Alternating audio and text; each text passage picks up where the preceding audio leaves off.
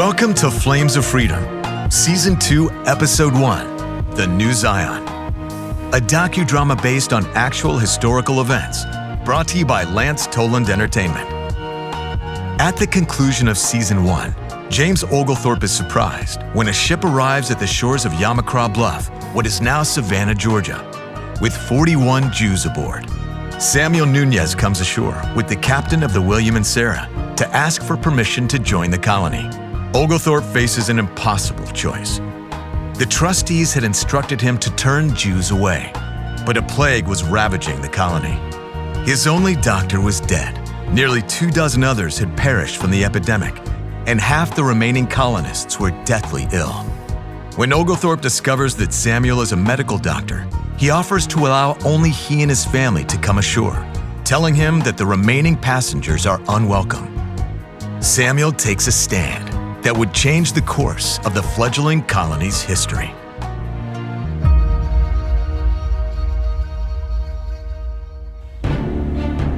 Mr. Oglethorpe, there are some things you need to know about me. Twice, I was arrested by the Inquisition in Lisbon. The first time, my wife and I were repeatedly tortured for secretly practicing Judaism. This mangled hand is a constant reminder of that. Luckily, they chose not to burn us at the stake, but took all of our possessions. For the next 20 years, I worked to rebuild my reputation and was accepted into the king's court as his and the Inquisitor General's physician. In 1726, we were arrested again and charged with assisting fellow conversos to flee the brutality of the Inquisition. Luckily, we escaped to London with the help of one of your countrymen, where for the past 6 years, my family and I have lived in poverty and experienced firsthand the hatred of Jews that is unjustly rife amongst your peers. Since mid-January, we have suffered the worst nightmares the sea can offer, coming within a hair's breadth of being torn apart by waves the height of our masts.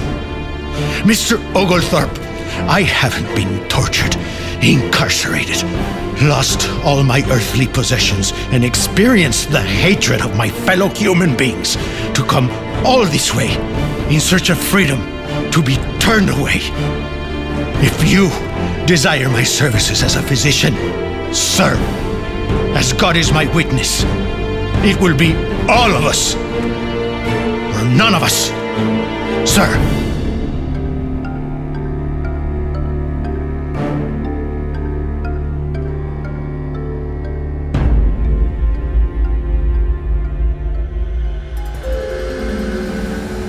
Did he let you and the rest of the Jews stay?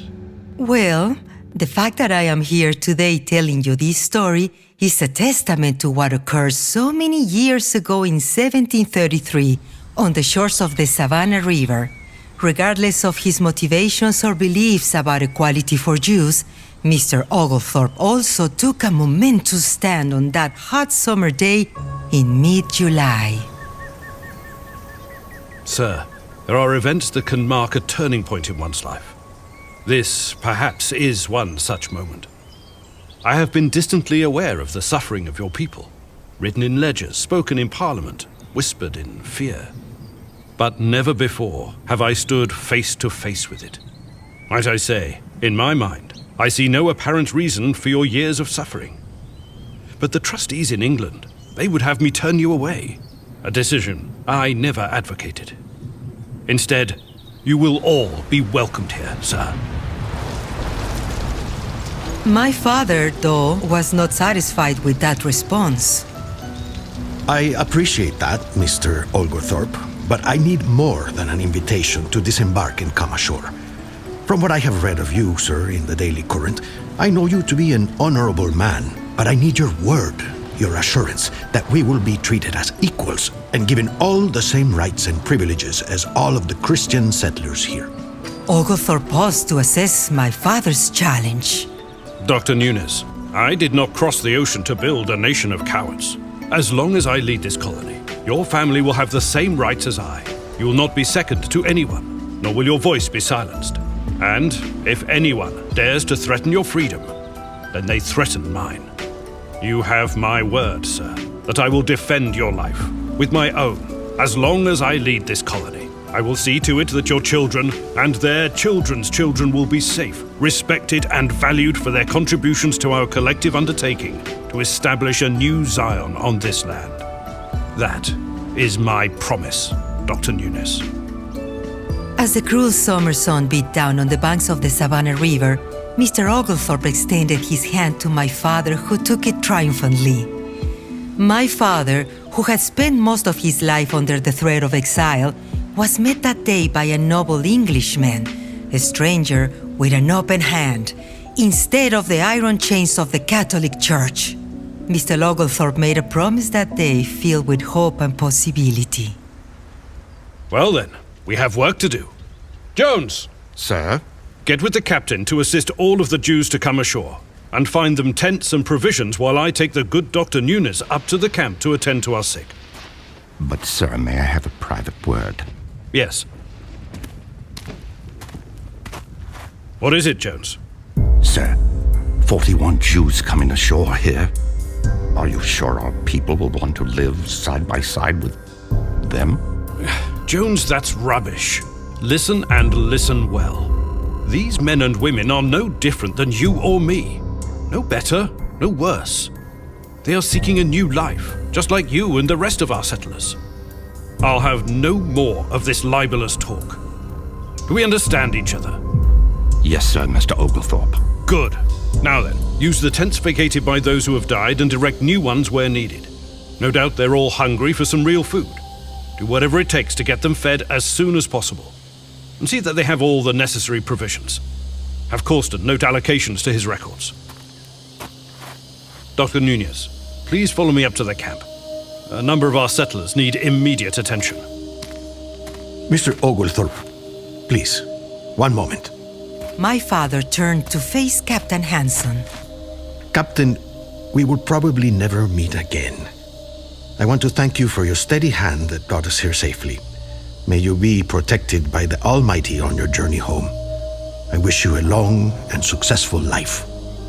Captain Hanson extended his hand, and my father took it, looking into his eyes, and then hugged him. It is I who must thank you, Dr. Nunes. You have been my compass and my anchor. May you and your people find solitude and flourish in this new land. My father held him tightly by the arms, nodded with tears in his eyes, and then turned to Jones. Mr. Jones, please be certain that my assistant Shem Noah is the first off the ship, and have him bring me my bag of herbal remedies. As you wish, sir. This way, Dr. Nunes. What happened that day on the banks of the Savannah was more than just a decision. It wasn't just a welcome. Oglethorpe could have turned us away, but he didn't. Instead, he opened a gate to something larger than centuries-old prejudice, something sacred. It was a new beginning. Instead, he made a promise that gave birth to a colony built not just on faith or fear, but on a fragile, urgent hope that here, in this new world, we could finally be free. This was the birth of our new Zion. Ma tohu ohalecha Yaakov mishkenotecha Yisrael. Ma tohu ohalecha Yaakov mishkenotecha Yisrael, Yisrael, Yisrael.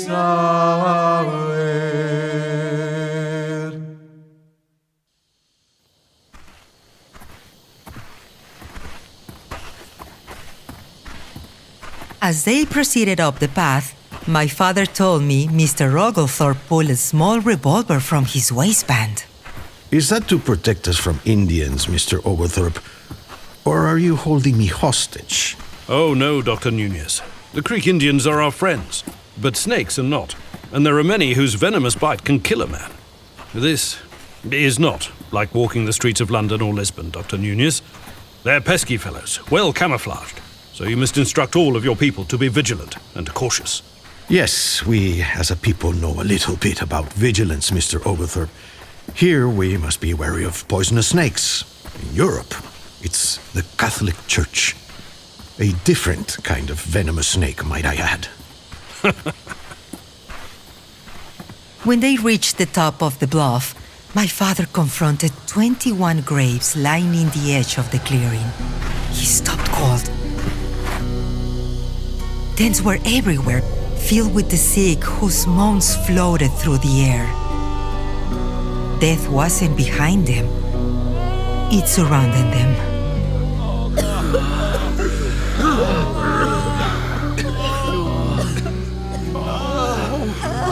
Please, help me. My God. Mr. Oglethorpe, it's much worse than I even imagined. Take me first to the sickest, and we'll work our way to those who can still walk. We'll have to move quickly before the afternoon rains sweep in. Every day it rains like this? It has rained almost daily since early May. The Indians inform me that the rains will continue like this for months to come. They've said that it is common for the summer's heat to bring this on. This new Zion, it's not how I imagined it. The air feels more like the gates to hell.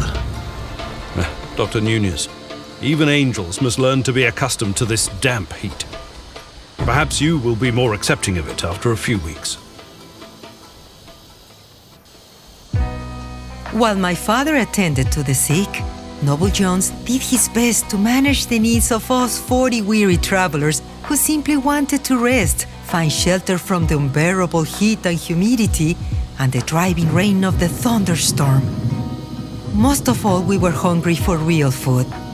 As we gathered on the shore of the Savannah River, Jones attempted to respond to all of our needs as he was berated on every side with pressing questions posed by my anxious fellow travelers. I'm trying to raise a family. Where shall we sleep? Where will we get water? We will be living in tents with no privacy.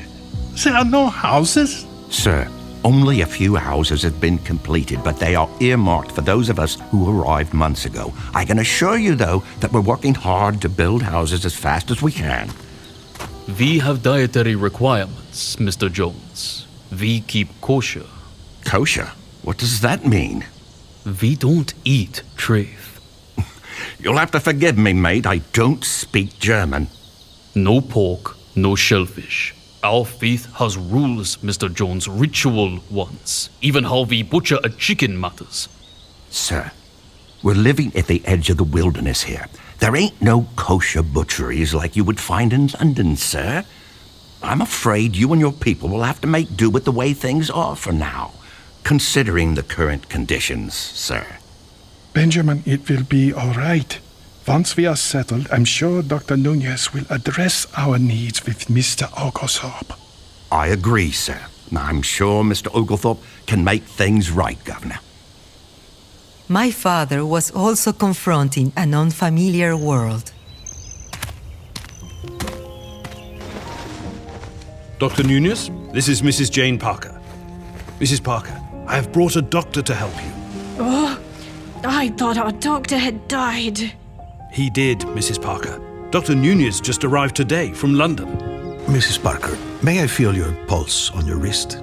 You don't sound like you're from London. No, Mrs. Parker. I was born and raised in Lisbon, Portugal.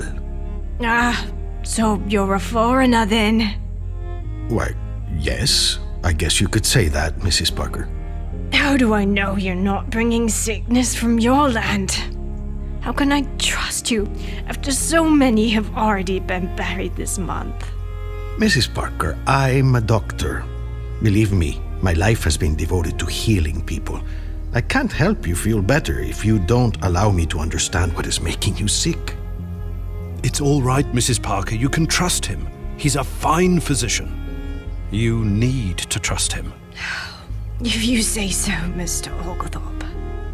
At that moment, Shemnoa entered the tent with my father's medical bag. I'm relieved you're here. Mr. Oglethorpe, meet my assistant, Shem Noah. Shem Noah extended his hand to Oglethorpe, who hesitated for a moment and then shook it. Sir, it's a pleasure to meet you. Take Mrs. Parker's pulse and see if you can confirm my count of 57, and give her a tincture of turmeric from my bag. I don't want no darky touching me. Mrs. Parker. His name is Shem Noah, and he has been my trusted assistant for many years. It will be all right, Mrs. Parker. Please, do what the good doctor tells you. Mrs. Parker relaxed a bit as Shem Noah knelt beside her and took her hand. Little did he realize that he had just set off a minor earthquake in Oglethorpe's mind. Almost out of hearing of everyone except Mrs. Parker, he began intoning Jewish prayers. El na refanala. Please God, heal her.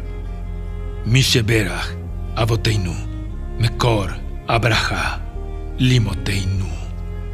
May the source of strength, who bless the ones before us, help us find the courage to make our lives a blessing. Amen.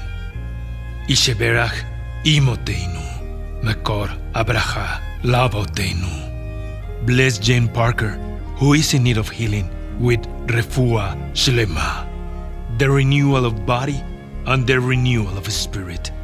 And we say, Amen.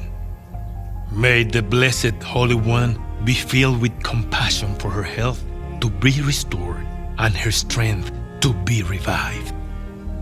I've never had no one pray for me like that. What language is that? Mrs. Parker is Hebrew. The first prayer goes back to the time of Moses and Miriam. No doubt your Lord Jesus knew that prayer as well, and probably spoke it often. Thank you. You are most welcome.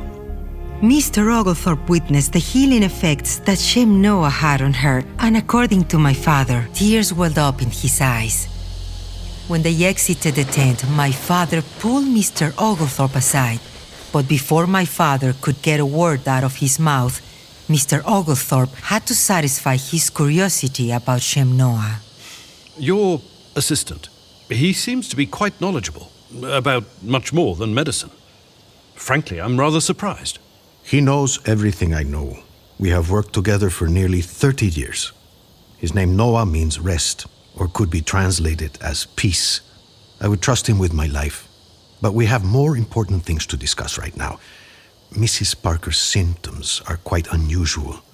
Would you say others are suffering similarly? Yes. I thought it was the Indians' rum at first, but Mrs. Parker doesn't even imbibe. I'm unsure of the source of these illnesses, but there are some steps we need to take immediately to safeguard the health of the remaining settlers. I'll do whatever you require. First, move the open latrines away from the center of the camp. And if you have any lye, the latrines must be regularly covered with it. We have no lye. Then use the earth and continually move the latrines to a new location every 7 days. Once we are settled, I can have my sons make some lye from wood ash and instruct some of your men on how to do the same. Very well. What else? Your water. Where is it sourced? From the river below. Are there any freshwater springs or streams nearby? Yes, a stream about 1/4 of a mile to the west of our encampment. Then assign a team of men to bring water from the stream and only use the water from the river for cleaning purposes. Done. And one more thing. I need to bring these people's fevers down quickly. Turmeric can help, but I need to have your men haul water up from the river and bathe each patient for several minutes each and every hour until their fevers abate. Yes, right away, Dr. Nunes.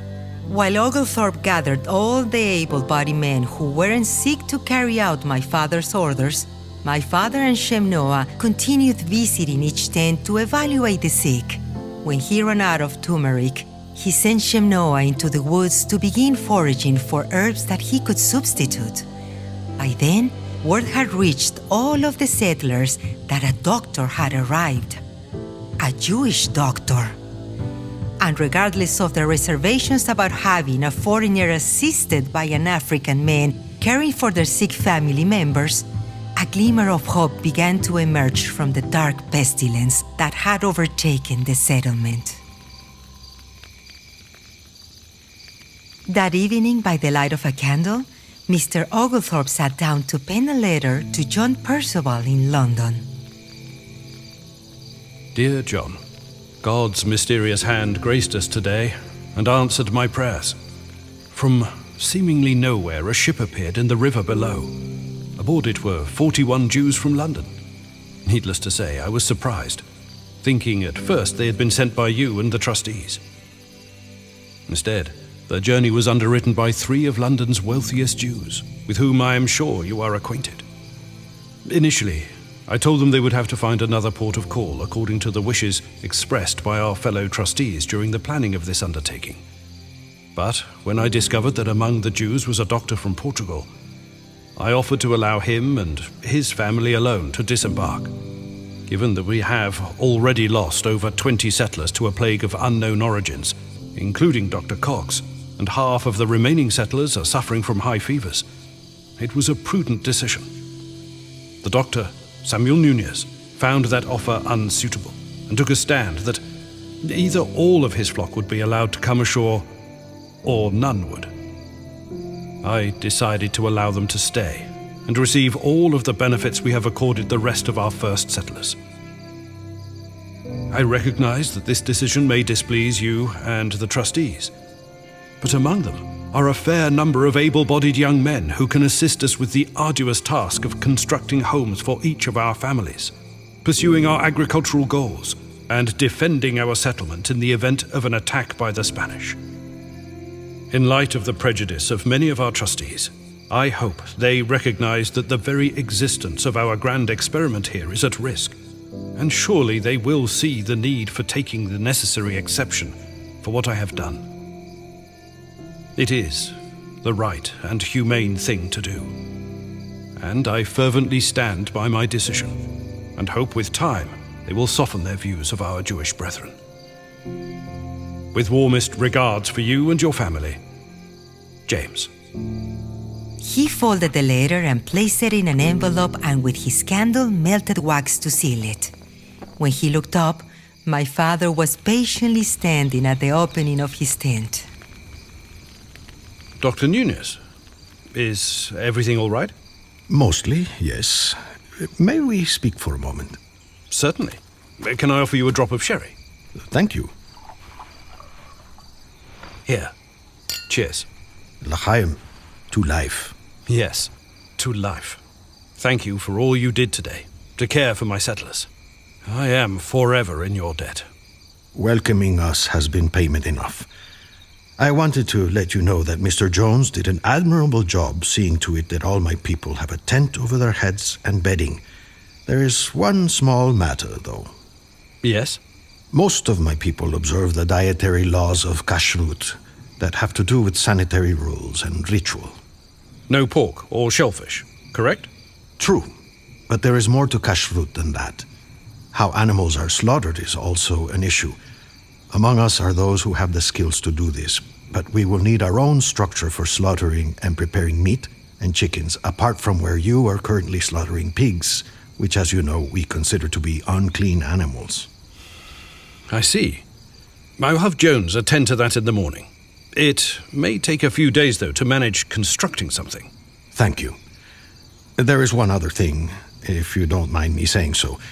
I think the way you're slaughtering pigs and storing the meat out in the open could also cause disease. I can't prove it, but in my years of practice, I have seen many people deathly ill from eating tainted meat. What would you have me do? Even though I don't personally eat pork, I think it would be best to cure the meat by smoking it or using salt. I will bring this up with Mr. Jones and see what we can do. Now, there is something I must discuss with you. Certainly. It has to do with your slave. I don't own a slave. Dr. Nunes, this man you call Shem Noah is clearly of African descent. Is he not your property? Absolutely not. He's a fellow Jew. Actually, he's more like a son to me. Gracia and I mean Rebecca, my wife, we watched the Inquisition's flames take his parents. Not firewood or cloth, his parents. That's the first memory he carries. He was only 6 years old when he endured this horror. At the same time, my Rebecca was being publicly shamed for the crime of secretly practicing Judaism. Yet he still prays every morning to a God that allowed this to happen. I am overwhelmed and ashamed as a Christian to hear such a tragic tale. Your Shem Noah, he is a man of profound character. True. He is my teacher. And your wife, why did she not accompany you from London? She stayed behind to assist our daughter Rachel to give birth to her first child, our first grandchild. We hope she will be able to join us soon. May it be so. Back to Shem Noah. I never realized that there are Jews from Africa. I'm impressed. He is a bright and educated man, no? Most certainly. And he has as much right to be here as I do. I agree. But you must understand, I have been clear with all of our settlers that this new colony will have no slavery.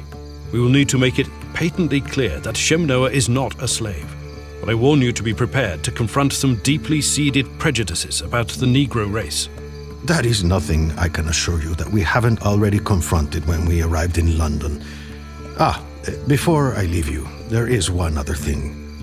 My sons and son-in-law are able carpenters. They want to work and contribute. Music to my ears, Doctor. Have them see me first thing in the morning, and we'll test their mettle. Thank you. No, Dr. Nunes. It is I who should be thanking you. Have a restful evening.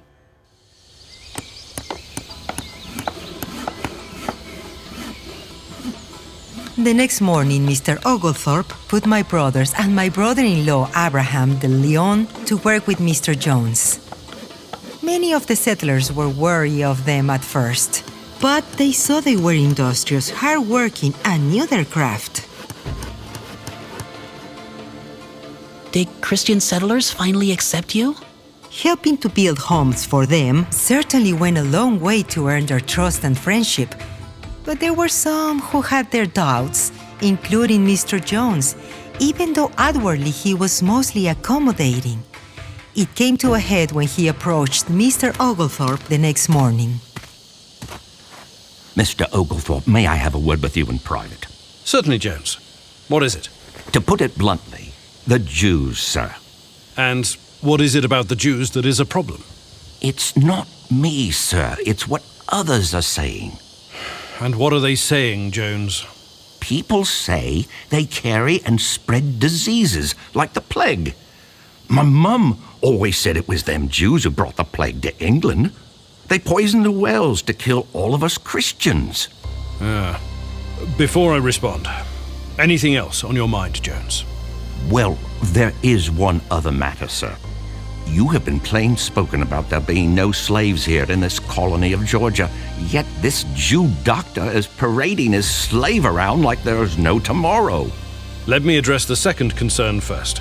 Did you know that gentleman you're calling a slave is a free man and also a Jew? No. How is that possible? Well, that's a long story.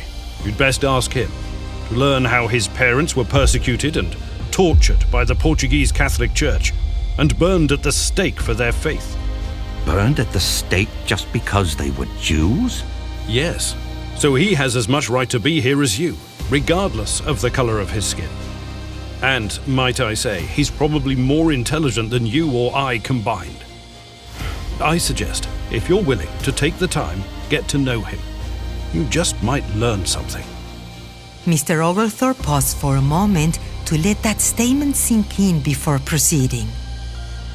You know, Jones, I once profited from slavery, sat as a governor for the Royal African Company. Then, one day, a letter mysteriously found its way to me, written in Arabic. Curious, I had it translated. It was from Ayuba Suleiman Diallo, a slave. But surprisingly, he is also a scholar, not a savage. No, he is as intelligent as any man I ever met at Oxford. His words changed me, but most importantly, dismantled my belief in slavery. You see, he was born in West Africa, had been kidnapped by slave traders, and shipped to the Maryland colony in early 1730, where he worked on a tobacco farm. Get on your feet! Bring this boy. Get up! Come on, boy. Get on there, you slave! What have you there, mate? لدي عبدان أرغب في مقايضتهما بالقطن والزيتون من البحر الأبيض المتوسط. Egypt? What's he bloody saying? Mr. Cooper, he says he has 2 slaves he wishes to trade for cotton and olives from the Mediterranean. Oh, we'll take his 2 slaves gladly. And he looks like a fine specimen as well. Shackle him and send him down to the slave galley to earn his keep as an oarsman. Go on, boy! Move! Move! And that's what they did, to Ayuba's horror. He tried to explain that he was on an errand for his father, a nobleman, and that he was not for sale. أنت لا تفهم. أنا في مهمة لأبي وهو أحد النبلاء ولست للبيع. Tell the donkey to shut his trap or he'll get the beating of his life. اصمت وإلا ستتعرض لضربة حياتك. Get in line! Get in line! Get up on, you lazy! Get up now! As fate would have it, Diallo ended up in the hold of a slave ship heading to Maryland, and had spent the last 3 years working in the tobacco fields. What changed my whole point of view on Africans is that he's as educated as any Englishman I know. Reading his letter addressed to his father, begging him to buy him out of slavery, I realized just how wrong we have all been to believe these men of the Negro race were, in some ways, intellectually or spiritually inferior to us. Here was a scholarly man in chains simply because his skin is darker than mine or yours. Yet you and I are living as free men only because we have lighter skin. When I realized that, I could never again participate in enslaving another human being. Without hesitating, I promised to pay his owner's price to free him. Do you understand me now, Jones? Yes, sir. I reckon. I had never thought of it that way before. I see your point now. Now, regarding the Jews, do you actually know any Jews firsthand? Well, to be honest, until the William and Sarah sailed up our river, I had never before seen any Jews in London, much less talked with one. I only know what people say. And what do they say, Jones? They're thieves and unclean, and as my mum said, they caused the plague. Some say they murder Christian children for their blood to make their ritual bread, and they killed our Lord Jesus Christ. What would you say, Jones, if I were to tell you that everything you have been told about Jews is a filthy, dirty lie perpetrated by the papacy and their Catholic Church? You trust me, do you not? Why, yes, Mr. Oglethorpe. Then believe me when I tell you all those rumors that they murder children for their blood were fabricated by the Church. As far as them being thieves, that's also a lie. What we have done to the Jews is a crime. We forced them into the one profession that the Church prohibited of good Christians, lending money. Then we hated them for the fact that we owed them money. That doesn't make much sense, does it? Why, no, Mr. Oglethorpe. And as far as them being unclean and carrying diseases, much less causing the bubonic plague, that's laughable. The first thing Dr. Nunes had me do was look at ways to improve hygiene here in our settlement. That doesn't sound like someone who carries diseases, does it? No. And the proposition that Jews were complicit in killing Jesus, that's also a lie perpetrated by the Catholics. Jesus was condemned to death by the Roman governor of the province of Judea, Pontius Pilate, not by the Jews. But consider this. If Jesus had not died on the cross, he never would have risen. And if he hadn't risen, then we would not have known that he was our Messiah. There would be no Christianity. And you and I would still be godless heathens.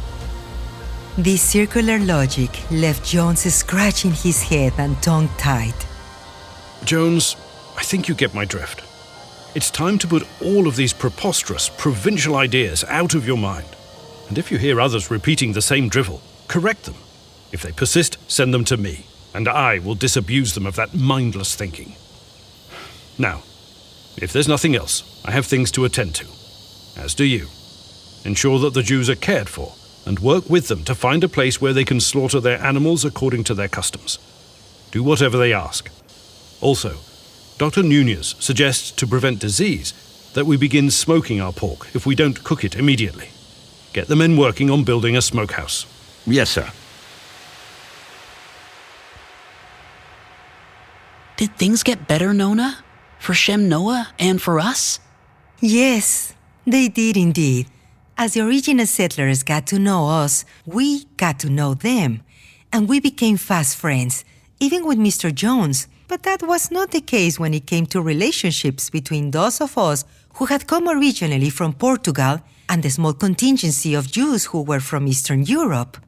Bonds we had forged on the long journey across the Atlantic began to deteriorate almost the day we landed on Jamacro Bluff, coming to a head as we prepared to celebrate our first Shabbat in this new land.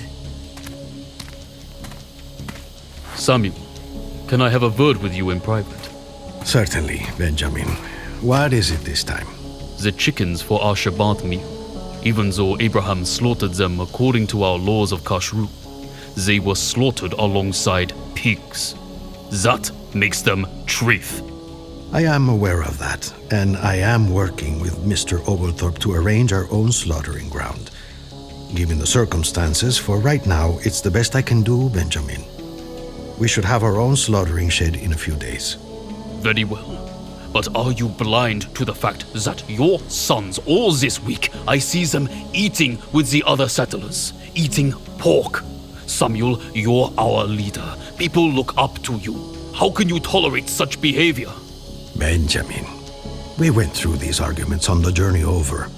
I can't control my sons. They're grown men. They make their own decisions. Benjamin, we must remember we are strangers here. We need to bend a little and do whatever is needed to get along, to blend in. As for slaughtering the chickens according to the rules of kashrut, be grateful, Benjamin, that we have fresh food. Under these circumstances, we must exhibit some tolerance. Our God is forgiving. I am grateful. But know in the future that won't be good enough for me and my wife and the rest of us Ashkenazi Jews. We all make compromises, Samuel. But some of us, we're built from sturdier substance. To you, it's a choice. To me, it's the core of who I am. You Portuguese Jews, on the other hand, bend whenever it's convenient and do very little to keep God's commandments. And I understand that it's all new for you. You haven't lived your whole life with kashrut. But believe me, Samuel, without firm and fast fences, soon you will be much like the Goyim.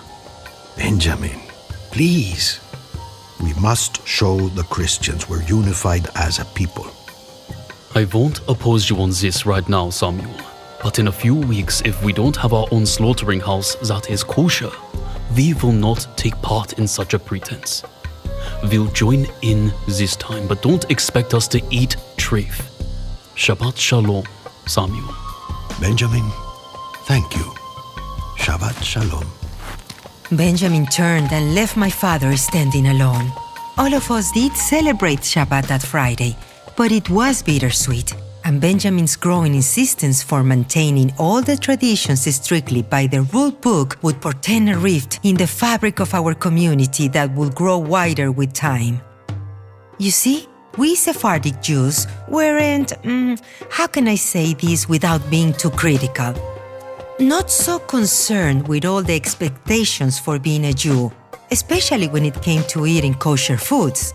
It was the spirit of being a Jew that mattered most to us. My father, though, understood that he was getting old and our community needed fresh leadership. It was in that spirit that he did his best to put aside his differences with Benjamin. A week later, Mr. Oglethorpe caught up with him as he was leaving one of the tents of those who had been sick. Dr. Nunes, do you have a moment? For you, of course. What can I help you with? I understand that most of the sick are recovering. Yes, once we got their fevers down, their bodies gained enough strength to heal. I think all will recover. My only concern is Mary Cannon. She has not responded to any of my herbal treatments, and her fever has persisted. I would hate to lose her. Be assured, I will do whatever I can to save her. I hope you don't mind. I sent Shem Noah to speak with the healers among the Creek people. Miss Musgrove is helping him communicate, and he is learning about their knowledge of the local medicinal herbs and healing practices. They perhaps have a remedy that can help Mrs. Cannon. Let me know how he gets along. But There's another matter I wish to discuss with you. Yes? It's my militia. You do know that the Spanish are just down the coast in St. Augustine, less than 200 miles from here. The Spanish? That close? Yes. I need as many able-bodied men as possible to defend our small settlement in the event they decide to attack us. The Spanish could come here? Soon? Well, hopefully not anytime soon. But we must be prepared. And I need a man to head up my militia who's a leader. Sir, as you can see, I'm an old man. I'm not sure I could be of much help. I have never even shot a gun. I am most aware of your age, sir, and wouldn't expect you to take up arms. I have my eye on another of your people, Mr. Sheftel. What do you think of him being the lieutenant of my militia? He would be a good choice. He's a man with strong convictions, not easily swayed by what is immediately convenient. While we have our differences, I respect him. So you would not be offended if I offered him the position? No. You have my blessing. A week later, my father sought out Mr. Oglethorpe to discuss a pressing issue for our community, a cemetery. But Oglethorpe was nowhere to be found. Mr. Jones, I am looking for Mr. Oglethorpe. Where might I find him? Sir, he departed yesterday morning for Charlestown. Some pressing business, he said. Might I help? It's a question for Mr. Oglethorpe, but thank you, Mr. Jones. When can I expect him to return? I expect by the morrow, sir, providing there are favorable winds for the return journey. Very well. What my father did not know was that Mr. Oglethorpe had sailed to Charlestown to consult a solicitor regarding his decision to allow us Jews to join the colony. I thought he gave his word. Yes, but... It is a pleasure to make your acquaintance, Mr. Oglethorpe. Please, have a seat. Thank you, Mr. Cummings. How might I be of assistance? It's a delicate matter, sir, that requires the utmost discretion. That you can be assured. I have brought with me a copy of the Charter's documents for our new colony. I need a forthright opinion. Happy to oblige. What is the question? I recently welcomed a shipload of Jews to the colony. Yes, I have heard rumors to that effect. And I gave them my word that they could remain with us as equals. That is a noble, and might I say, a courageous act, Mr. Oglethorpe, given their history. Oh, believe me, it was not as noble as you make out, sir. It also served my purposes. But that is not the point of my visit. I know that my actions will not be, how might I say this, received with warm regard back in London. My question is whether I am on solid ground with this decision or standing on shifting sands. Might you look at the Charter and render an opinion? Certainly. Interesting. Non sibi sed alies. Not for self, but for others. Fascinating. Whereas we are credibly informed that many of our poor subjects are, through misfortunes and want of employment, reduced to great necessity, insomuch as by their labor they are not able to provide maintenance for themselves and families.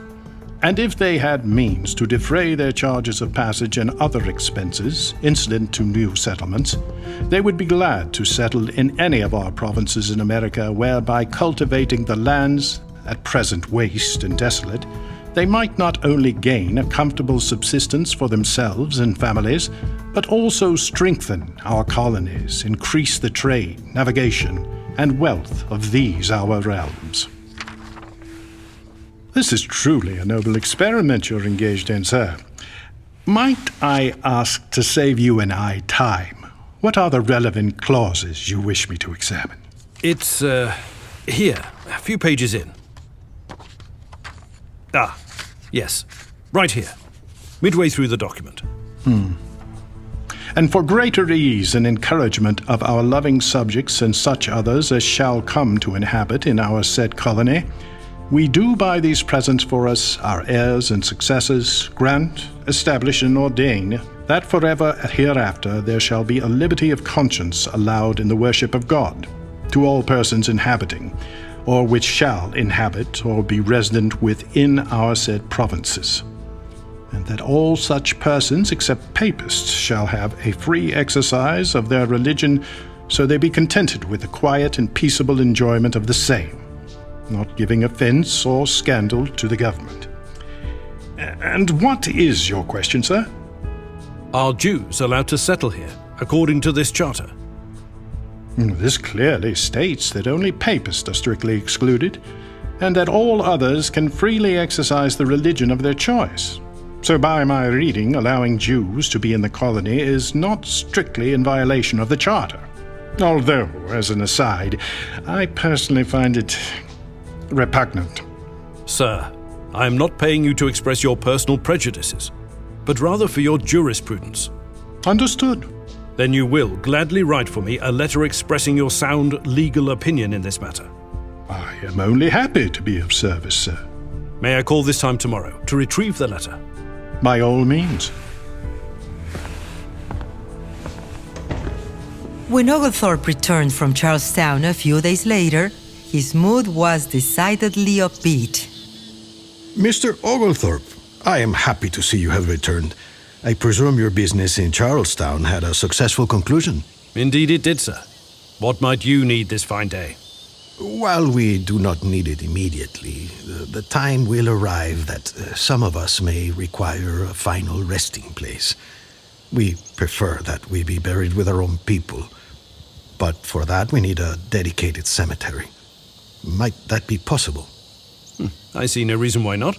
Follow me to my tent, and I'll show you the map I've laid out for our town. There's one place I think would be ideal for the Jewish cemetery.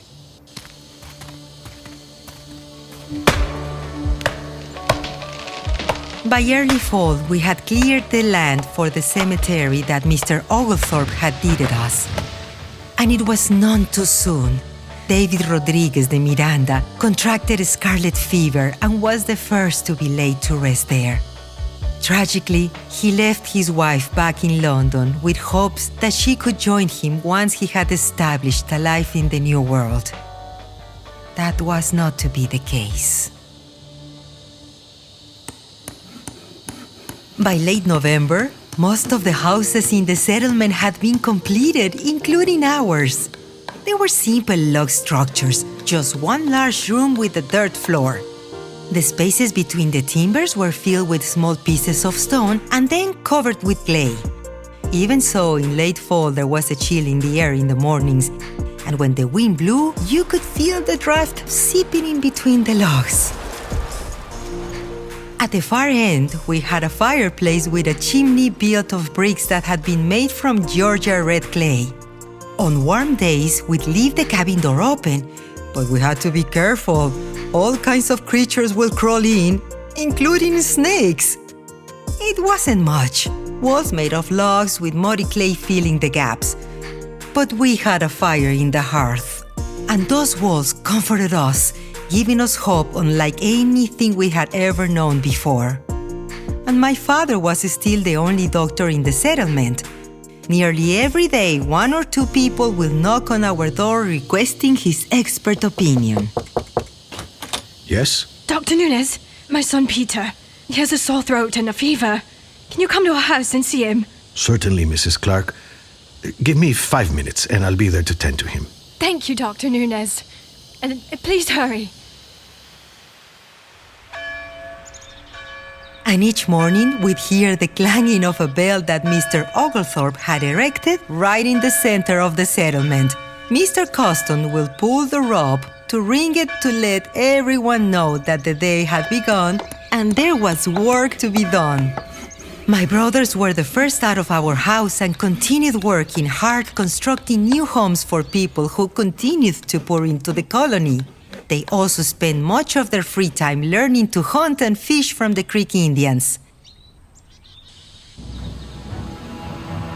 Shemnoah, though, had not found any peace in this new land. Many in the settlement were still wary of this statuesque man with dark olive skin who accompanied my father as he examined the sick.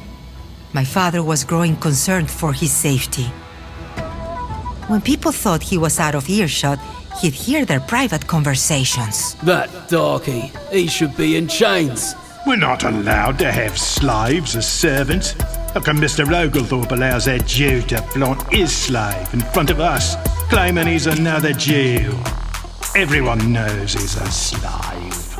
Even though my father attempted to put these comments out of his mind, the danger of Shem Noah being kidnapped and sold into slavery was an ever-present reality. My father rarely let Shem Noah out of his sight. The danger of capture always loomed.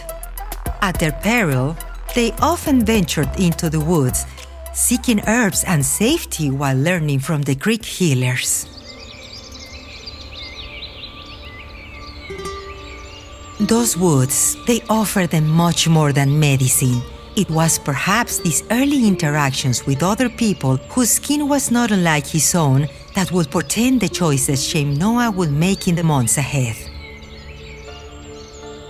Being so young and naive, I was unaware of these things at the time. There were more pressing issues for us than this burgeoning settlement. The epidemic had left many children orphaned, and my father will often welcome 2 or 3 of them to sleep in our house, making certain that they were fed and doing his best to teach and guide them. And then there were widows from the epidemic. Unfortunately, the trustees had set up the colony so only men could inherit their father's property. It was known as tail-male inheritance. So, we all made sure that they had a roof over their heads and food to sustain them. By this time, I was a young woman. Many young men in our settlement found me attractive and made inquiries of my father for marriage. But he would hear none of that. I would marry in the Jewish faith as far as he was concerned. And I secretly dreamed that one day David Machado would make the journey across the seas to claim me as his wife. God must have heard my prayers. In late November, that dream became a reality when children began shouting that a ship was making its way to our bluff. A ship ahoy! I see a ship! Come quick! Look there, look there! A ship, Mr. Oglethorpe! And it's flying a British flag! Come see! We all rushed to the edge of the bluff to see.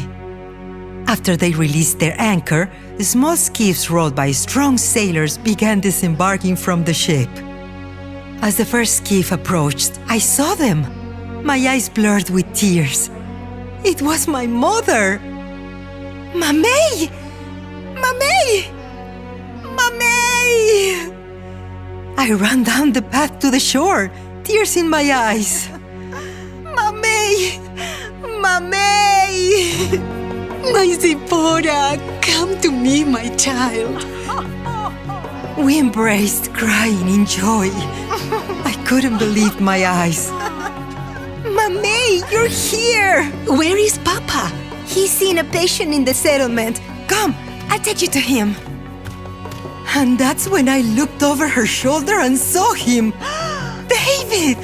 I couldn't restrain myself and ran into his arms.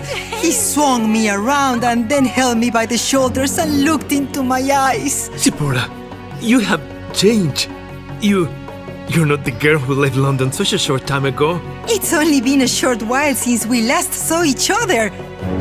Nothing has changed. No, everything has changed. When you left, you were just a teenager. But now, you're a beautiful woman, Zipporah. David's comments caught me so off guard. I didn't know what to say. Luckily, my mother joined us at that moment. Arm in arm, we hiked up the trail to the settlement. When we got to the top, Mr. Jones was there welcoming the new arrivals.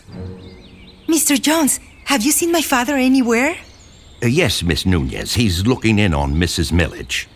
He had barely gotten the words out of his mouth when I set off at a fast walk as my mother and David followed right behind. When I got to the Millage's house, the door was open and I didn't even bother to knock. Papa! My father was just putting his herbs into his satchel. Zipporah, what is it? My mother then joined me at the door. Rebecca. Tearfully, my parents embraced. my father smothering her face with kisses. After a few moments, I said, "Papa, there's someone else here too." David Machado stepped into the doorway. My father embraced him like a son. Needless to say, over dinner that evening, we had a lot to catch up on. But it was bittersweet as we recounted our harrowing journey to the new world. And Abigail, my mother's sister, began sobbing when my mother learned of how Abigail had lost her daughter who was buried at sea. My poor dear, come, let me hold you. Oh, Rebecca! My heart still is broken. Every waking moment I still miss her. You of all people know what it's like. I know. It will get better. I promise you. But the tears that night weren't all filled with sadness. We also cried tears of joy as Mamey told us about Rachel's new baby. A little girl named Nora, meaning light. How I wish I could have been there. Perhaps what my mother was most overjoyed with was seeing how Moses and Daniel were thriving. People valued their knowledge and their skills. Most importantly, they were happy for the first time in years. She was heartened to see Shem Noah, but also saddened to hear how some in the colony treated him as a second-class citizen.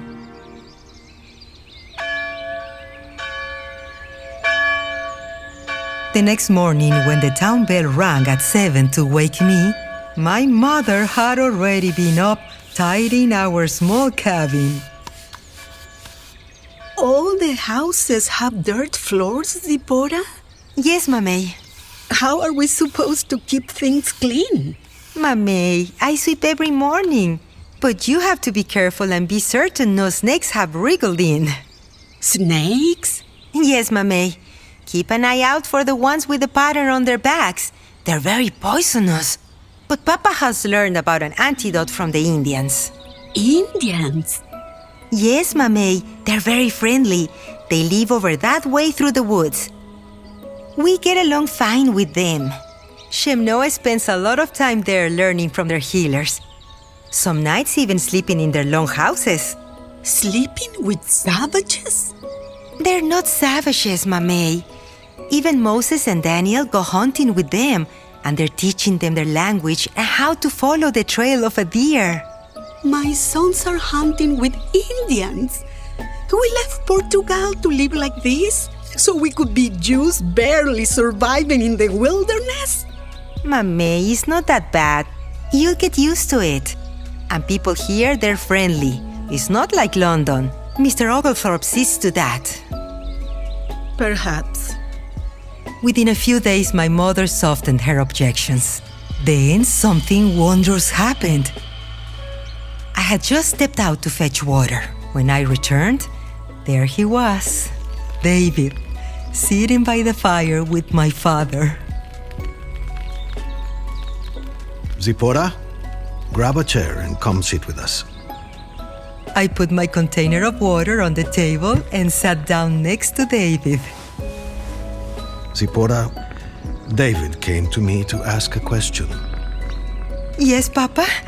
What kind of question? An important question for both of you. He asked my permission for you to marry him. I broke into tears, sobbing.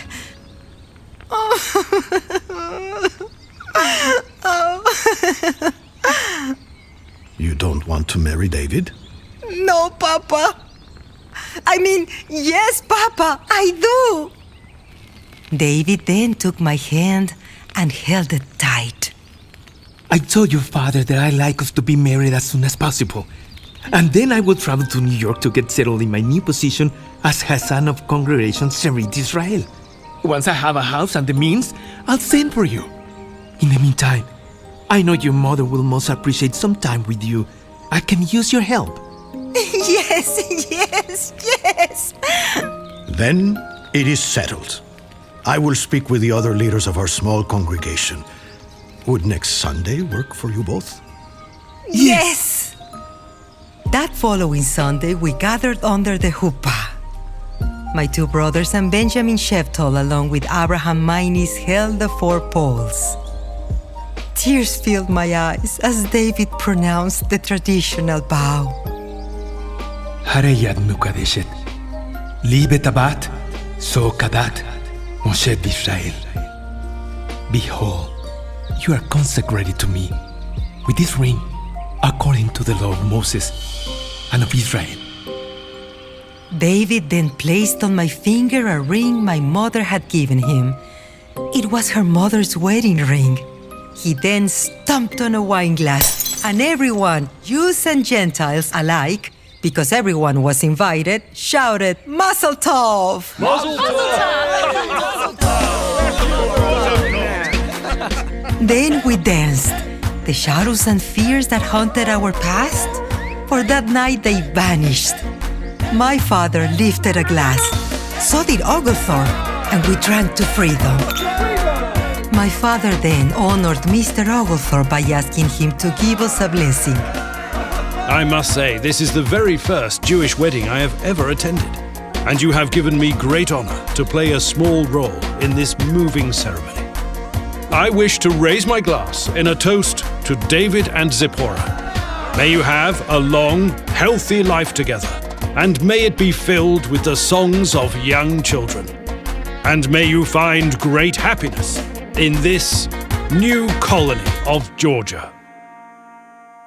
Mr. Oglethorpe's blessing came to pass, but it took a few years, which in itself is a story, and I gave birth to your mother. I never met my grandpa. I only wish you had. You have his eyes and quick wit. Sadly, he died very young. Too young.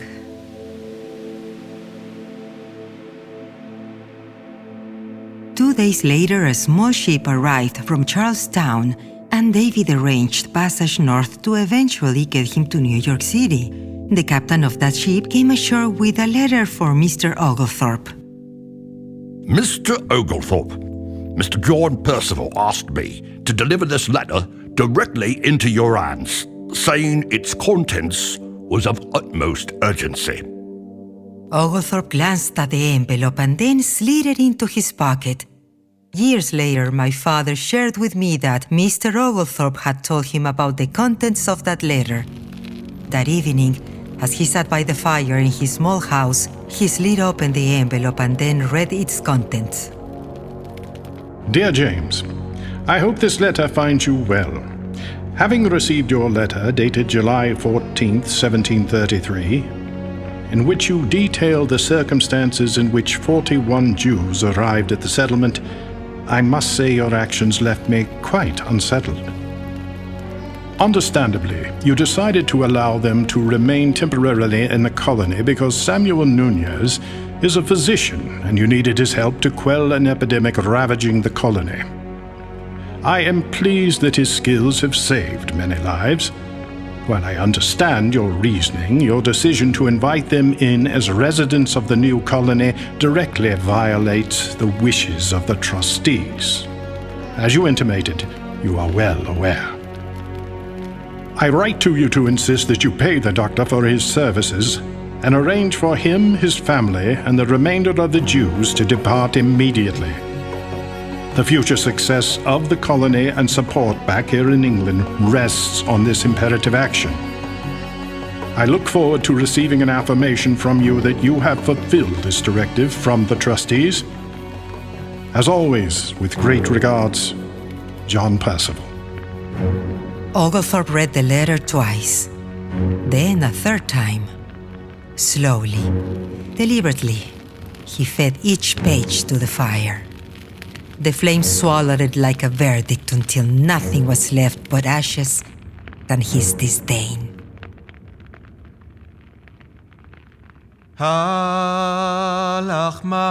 הלחמניה תאכלו אבתניה בערד מצרים Kol dichvin yete v'yechul, kol ditzrich yete v'yifsach. Hashatacha lishana haba be'arad Yisrael. Hashatavdei lishana haba b'nei chorin.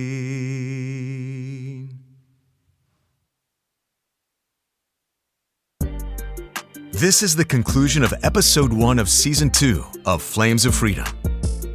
Written by Richard Stone. Produced and directed by Mark Simon at Q-Tone Productions. Audio engineering, original music, and sound design by David Wilson. Executive producer Lance Toland. Special thanks to our ensemble cast. Zipporah, played by Angeline Santana.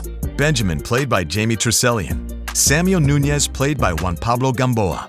Rebecca Nunes, played by Gabriela Lopetegui. James Oglethorpe, played by Ian Russell. Additional roles played by Brad Davidorf, Genevieve Wilson, Dan Reichert, Barry Stoltz, and Francois Clemenceau. Flames of Freedom is dedicated to the memory of Rabbi Saul Rubin, whose writing on the history of the Jews who arrived in Savannah in 1733 was foundational for our work. Rabbi Rubin was more than just a consummate historian. His input at every stage of this project's development was invaluable, and we could never have embarked on this journey to tell our ancestors' stories without him. His presence is dearly missed. This has been a production of Lance Toland Entertainment. Copyright 2025. All rights reserved. Flames of Freedom is a docudrama based on actual historical events. To learn more about this story, the actors, and the production backstory, join in on the conversation on Facebook at Flames of Freedom or at flamesoffreedom.net.